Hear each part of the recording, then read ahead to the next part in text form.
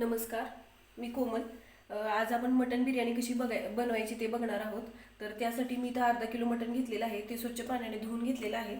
आणि बिर्याणीसाठी जो लागणारा कांदा आहे तो कांदा उभा कट करून तेलामध्ये तळून घेतलेला आहे गोल्डन रंग येईपर्यंत. आता सुरुवातीला आपण मटण जे आहे ते मॅग्नेट करायला ठेवणार आहोत. त्यासाठी मॅग्नेट करण्यासाठी काय काय साहित्य लागते ते बघूया. सुरुवातीला याच्यामध्ये जो आपण तळून घेतलेला कांदा आहे तो टाकून घ्यायचा आहे. याच्यातला थोडा कांदा मी वरती बिर्याणीला लेअर देतो त्यावेळेस वरती टाकण्यासाठी ठेवणार आहे. तर मी आलं लसणाची पेस्ट करून घेतलेली आहे. ती पेस्ट सुद्धा यामध्ये टाकून घेणार आहे. आता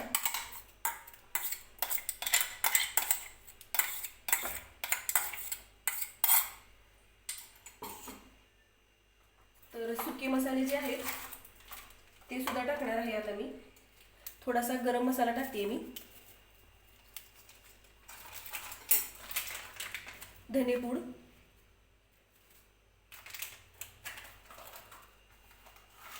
आणि बिर्याणी मसाला थोडासा टाकणार आहे. थोडासा बिर्याणी मसाला शिल्लक ठेवणार आहे. ज्यावेळेस बिर्याणी बनवताना आपण लेअर देतो त्याच्यावरती टाकण्यासाठी थोडासा बिर्याणी मसाला शिल्लक ठेवते मी. आता टोमॅटो कट करून घेतलेला आहे मोठावाला. मी मोठे मोठे पीसेस कट केलेले आहेत ते या टोपात टाकून घेणार आहे.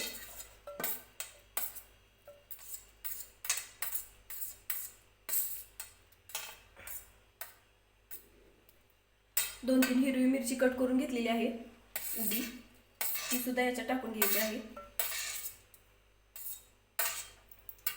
आणि थोडेसे खडे मसाले घेतलेले आहेत मी. तमालपत्र, दालचिनी, वेलदोडे आणि लवंग घेतलेले आहे ते टाकून घेते. थोडीशी चिरलेली कोथिंबीर,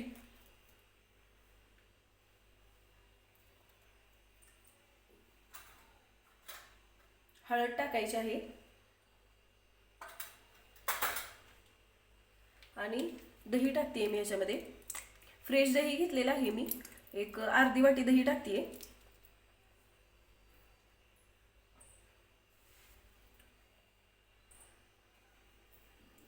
आता जे घरगुती लाल तिखट आहे तेच मी बिर्याणीमध्ये वापरते.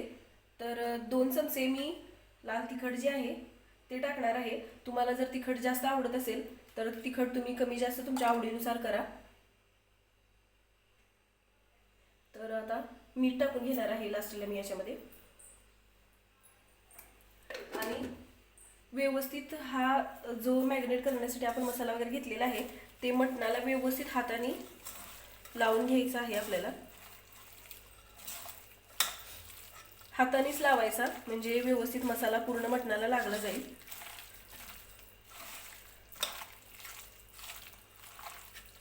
बिर्याणीसाठी कांदा तळण्यासाठी खूप टाइम लागतो. तर त्यासाठी काय करायचं, म्हणजे उद्या जर आपल्याला बिर्याणी बनवायची असेल तर आदल्या दिवशी कांदा जरी तळून ठेवला फ्रीजमध्ये तरी सुद्धा चालतो. शक्यतो कांदा बारीक असा चिरून घ्यायचा आणि नंतर एक 10 मिनिटासाठी थोडंसं मीठ टाकून तो कांदा झाकून ठेवायचा. मिठामुळे कांद्याला पाणी सुटतं, मग ते पाणी सगळं हाताने पिळून काढून नंतर ना कांदा तळून घ्यायचा तेलामध्ये, म्हणजे कांदा लगेच तळला जातो. तर हे बघा, अशा पद्धतीनं मटणाला पूर्ण मसाला मी लावून घेतलेला आहे. तर हे मटण जे आहे ते मी 1 तासासाठी मॅग्नेट करायला ठेवणार आहे. कमीत कमी 1 तास आणि जास्तीत जास्त 3 तासासाठी मटण मॅग्नेट करायला ठेवू शकता तुम्ही. तर माझ्याकडे जास्त टाईम नाही त्यामुळे मी 1 तासासाठीच मॅग्नेट करायला ठेवणार आहे. तर मटण मॅग्नेट करायला ठेवण्याआधी एक स्टेप आणखीन एक करायची आहे. ते म्हणजे मी कांदा तळण्यासाठी जे तेल घेतलं होतं त्यातलं थोडंसं तेल शिल्लक आहे. त्यातलं तेलसुद्धा या मटणामध्ये आपल्याला टाकून घ्यायचं आहे थोडंसं.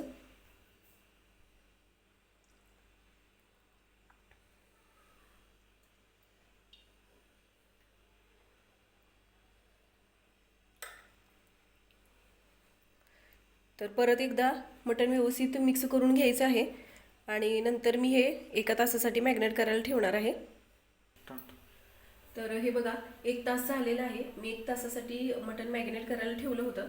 तर आता आपल्याला काय करायचं आहे, हे मटण असल्यामुळं ह्याला आपल्याला अगोदर सुरुवातीला शिजवून घ्यायचं आहे. चिकन असेल तर आपण मॅरिनेट केलेलं चिकन डायरेक्ट ज्या टोपमध्ये आपण बिर्याणी बनवणार आहोत त्याच्यामध्ये शिजवून घेतो आणि नंतर त्याच्यामध्येच दम देतो आपण बिर्याणीसाठी.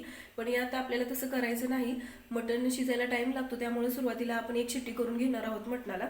त्यासाठी हे जे आपण मॅरिनेट केलेलं मटण आहे ते मी कुकरला 1 शिट्टी करून घेणार आहे. तर मी कुकर गरम करायला ठेवलेला आहे, त्याच्यामध्ये थोडंसं तेल टाकणार आहे. सुरुवातीला आपण तेल टाकलं होतं त्यामुळं खूप जास्त तेल टाकायचं नाही.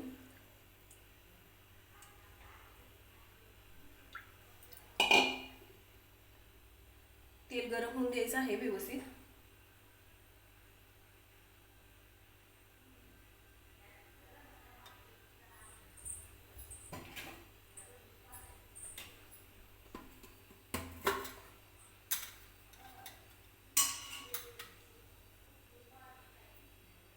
तर सुरुवातीला आपल्याला थोडेसे जिरे मी म्हणजे टाकायचे आहे त्या तेलामध्ये. थोडेसे जिरे टाकून घेणार आहे मी. जिरे छान फुललेले आहेत. तर मॅरिनेट केलेलं मटण जे आहे ती मी कुकरमध्ये टाकून घेते.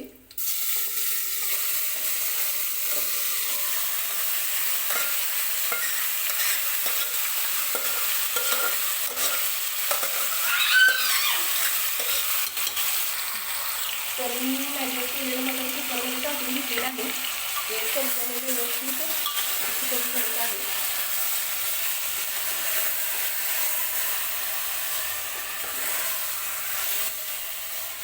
सुरुवातीला फास्ट गॅस ठेवलेला आहे मी. व्यवस्थित तेलामध्ये मिक्स करून घ्यायचं आहे मटण जे आहे ते.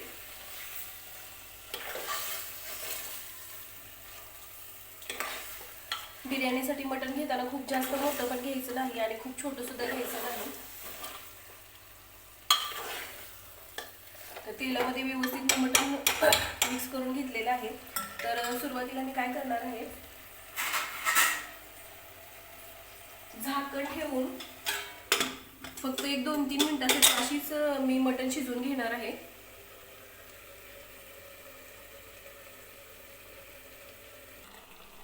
तर मध्ये मध्ये मी मटण सुद्धा हलवून घेते. एक 2-3 मिनिटासाठी मटण आपल्याला असंच तेलामध्ये व्यवस्थित फ्राय करून घ्यायचं आहे. हे बघा रंग किती छान दिसतोय. मटण शिजते तोपर्यंत मी काय केले, ज्या टोपामध्ये मॅरिनेट करायला आपण मटण ठेवलं होतं तोच टोप खंगाळून मी इथं पाणी थोडंसं गरम करायला ठेवलेलं आहे. तेच पाणी मी या मटणामध्ये टाकणार आहे. पाणी खूप जास्त मटणामध्ये टाकायचं नाही. दही टाकल्यामुळे मटणाला पाणी सुटतं. मग खूप जास्त पाणी जर टाकलं तर म्हणजे आपल्याला बिर्याणीसाठी खूप जास्त पाणी नको आहे. अगदी अंगापुरतं शिजलं पाहिजे आहे मटण, त्यामुळं जास्त पाणी टाकायचं नाही. तर पाणी छान गरम करून घेतलेलं आहे मी. तर तेच पाणी मी या कुकरमध्ये टाकून घेणार आहे. खूप जास्त पाणी टाकायचं नाही. जर वाटलं की जास्त होतंय पाणी तर सगळं पाणी नाही टाकलं तरी चालेल. पण जो मसाला वगैरे होता ते मिक्सरचं भांडं आणि आपण मॅरिनेट केलेलं जे टोप असतो त्याच्यामध्ये मसाला वगैरे बाजूला लागलेला असतो, तर त्याच्यामध्येच जर पाणी गरम करून घेतलं तरी सुद्धा चालेल. पण मी दुसरा टोप घेतला होता. तर हे बघा एवढं पाणी पुरेसं आहे मटणाला. मी खूप जास्त पाणी नाही टाकणार. तर हे बघा मी पाणी टाकून घेतलेलं आहे. तर या मटणाला मी फक्त 1 शिट्टी करून घेणार आहे. खूप जास्त मटण शिजवून घ्यायचं नाही. तुमच्या कुकरमध्ये मटण शिजायला किती शिट्टी करावी लागतात त्यानुसार तुम्हाला शिट्ट्या करून घ्यायच्या आहेत. पण खूप जास्त मटण शिजवून घ्यायचं नाही. ज्यावेळेस आपण बिर्याणीला दम द्यायला ठेवणार आहोत तर त्यावेळेस सुद्धा मटण शिजलं जातं. खूप असं जास्त शिजवून द्यायचं नाही आहे मटण. तर आमच्या कुकरमध्ये एका शिट्टीमध्ये मटण शिजतं, त्यामुळे मी कुकरला 1च शिट्टी करून घेणार आहे. तर झाकण लावून मी 1 शिट्टी करून घेते कुकरला. तर हे बघा मी मटण शिजायला ठेवलेलं आहे. तोपर्यंत मी काय करणार आहे, एक टोप मोठावाला ठेवलेला आहे, त्याच्यामध्ये पाणी गरम करायला ठेवलेलं आहे. तर हे भातासाठी पाणी मी ठेवलेलं आहे गरम करण्यासाठी. इथं मी बासमती तांदूळ घेतलेला आहे. तो मी स्वच्छ धुवून अर्धा तास पाण्यामध्ये भिजायला ठेवला होता आणि नंतर मी सगळं पाणी काढून घेतलेलं आहे. हे बघा तांदूळ जर भिजत ठेवला तर भात सुद्धा खूप छान असा सुट्टा होतो. तर हे पाणी उकळण्यासाठी ठेवलेलं आहे. तर त्याच्यामध्ये आता मी थोडे खडे मसाले टाकणार आहे. तमालपत्र टाकते मी, दालचिनी, लवंग, काळी मिरी आणि एक वेलदोडं टाकणार आहे. तर 1-2 हिरवी मिरची कट करून घेतलेली आहे, ती सुद्धा मी याच्यामध्ये टाकते. थोडंसं तेल सुद्धा मी या भातामध्ये शिजताना टाकणार आहे. तुम्ही तेलाऐवजी तूप जरी टाकलं तरी चालेल, पण मी तेल टाकणार आहे. भात छान सुट्टा होतो. आणि आता मीठ टाकून घ्यायचं आहे. भातामध्ये मीठ भरपूर टाकायचं, म्हणजे नेहमी आपण जेवढं टाकतो त्याच्यापेक्षा जास्त टाकलं तरी चालतं, कारण की हे मीठ जे आहे ते पाण्यासोबत निघून जातं. तर मी या चमच्याने 4 चमचे मीठ टाकते आणि अर्धा लिंबू पिळून घेणार आहे.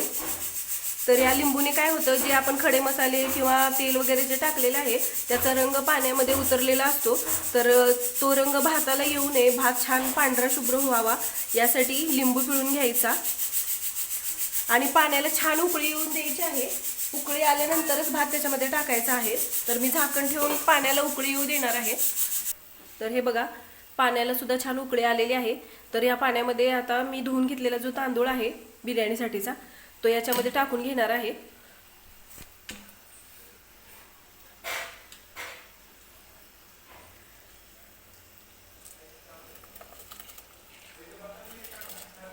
भात शिजवताना पातेलं शक्यतो मोठंच घ्यायचं.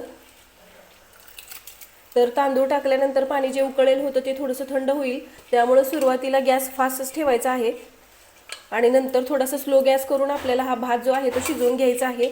भाताकडे लक्ष ठेवायचं आहे. भात खूप जास्त शिजू द्यायचा नाही. आपल्याला 70%च जे आपण तांदूळ शिजवणार आहे तो भात फक्त 70% शिजला पाहिजे, खूप जास्त शिजायला नको.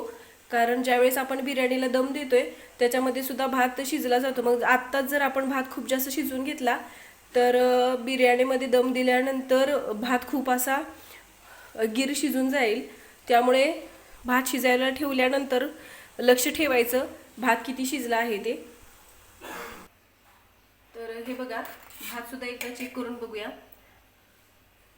हा भात आहे तो असं नकाने जरी केला तरी लगेच सुटला जातोय. याचा अर्थ 70% भात आपला शिजलेला आहे. तर आता काय करायचं आहे, हा भात लगेच आपल्याला या पाण्यातून काढून घ्यायचा आहे. तर या अशा झाऱ्याच्या साह्याने काढून घ्यायचं आहे. खूप जास्त पाणी ठेवायचं नाही किंवा सगळं पाणी काढून सुद्धा घ्यायचं नाही. थोडंसं पाणी भातामध्ये राहिलं पाहिजे आहे.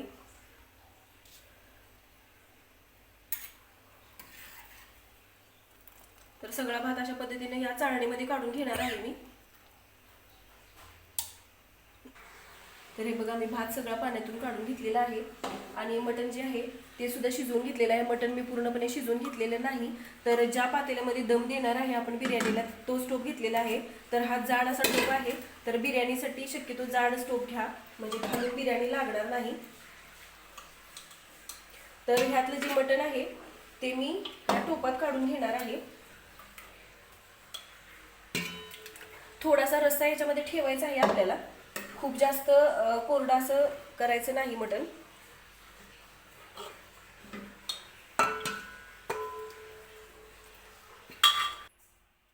तर मटण जे आहे ते मी ज्या टोपामध्ये बिर्याणी दम द्यायला ठेवणार आहे त्याच्यामध्ये काढून घेतलेला आहे. आणि थोडासा जो रस्सा कुकरमध्ये शिल्लक होता तो भातासोबत किंवा भाकरीसोबत खायला घेतला तरी हरकत नाही, खूप छान लागतो तो रस्सा सुद्धा. तर आता आपल्याला काय करायचं, इथली पुढची प्रोसेस जी आहे ती पटकन करून घ्यायची आहे. भात आपल्याला थंड होऊन द्यायचा नाही. भात जर खूप जास्त थंड झाला तर खूप असा कोरडा होतो. त्यामुळं हे बघा, भात अजून गरम आहे तोपर्यंतच मी याला लेअर देऊन घेणार आहे.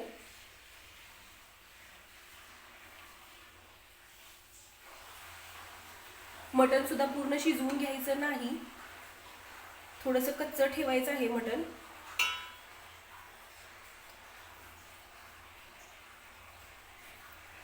भात खाताना खडे मसाले वगैरे तोंडात येऊ नये त्यासाठी हे भातातले जर खडे मसाले काढून घेतले सेपरेट तरी चालतील. तर मी खडे मसाले जे आहेत ते बाजूला काढून घेते, कारण की बिर्याणीमध्ये जर ते खाताना दाताखाली आले तर मग बिर्याणीची टेस्ट जाते. त्यासाठी मी खडे मसाले काढून घेते शक्यतो. तर हे बघा, सुरुवातीला मी सगळा भात याच्यामध्ये टाकून घेतलेला आहे.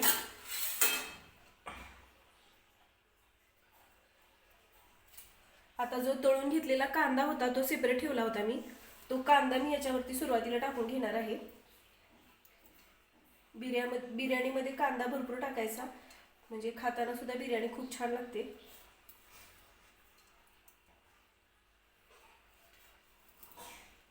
कट केलेली कोथिंबीर टाकायची आहे भरपूर अशी.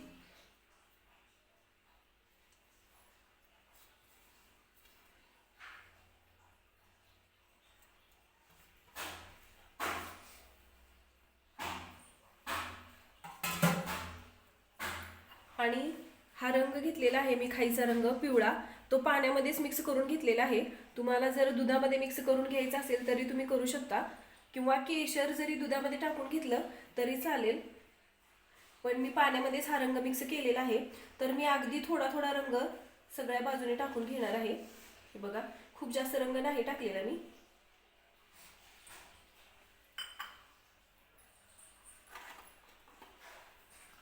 आणि आता एक लास्ट स्टेप आहे, ती चुकवू नका. ती म्हणजे बिर्याणी मसाला जो थोडासा मी शिल्लक ठेवला होता तो थोडासा वरून मी टाकून घेणार आहे. बिर्याणीला खूप छान टेस्ट येते याने. बिर्याणी मसाला टाका किंवा मटन मसाला, चिकन मसाला, काही पण दोन्हीतलं जरी टाकलं तरी चालेल.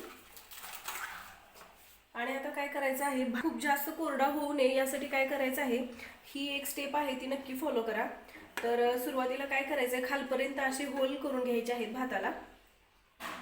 काही जण म्हणतात की बिर्याणी केल्यानंतर भात खूप असा कोरडा होतो, तर तो भात कोरडा होऊ नये यासाठी ही स्टेप फॉलो करा नक्कीच. तर हे बघा, मी सगळीकडे भाताला छोटे छोटे होल करून घेतलेले आहेत. आणि आता काय करायचं आहे, मी तूप घेतलेलं आहे हे बघा गरम करून.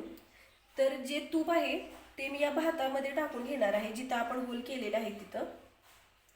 म्हणजे काय होईल की भात खूप जास्त कोरडा होणार नाही. हे बघा, अशा पद्धतीनं तूप टाकून घ्यायचं.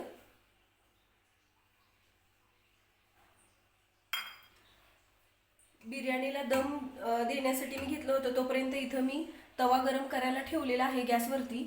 तर या तव्यावरतीच हा टोप आपल्याला ठेवायचा आहे बिर्याणीचा.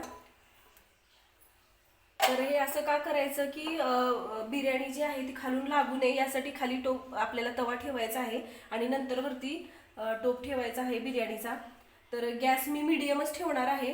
तर मीडियम गॅसवरती मी याला 10 ते 15 मिनिटं दम देण्यासाठी ठेवणार आहे या बिर्याणीला. तर झाकण लावून घेते मी. तर हे मोठं ताट आहे, ती मी याच्यावरती झाकून घेणार आहे.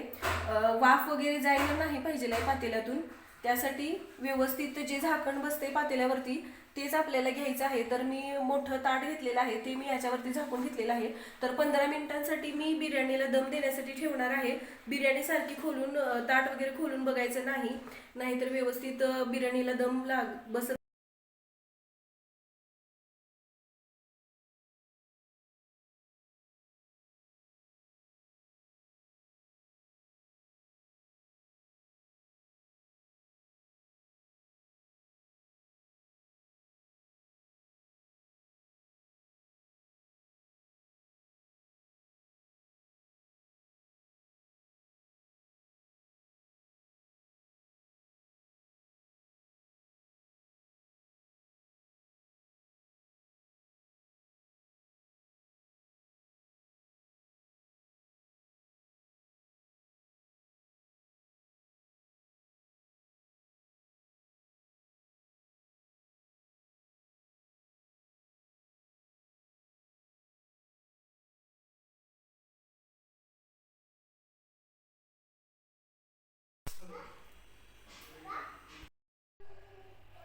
तयार आहे मटन बिर्याणी.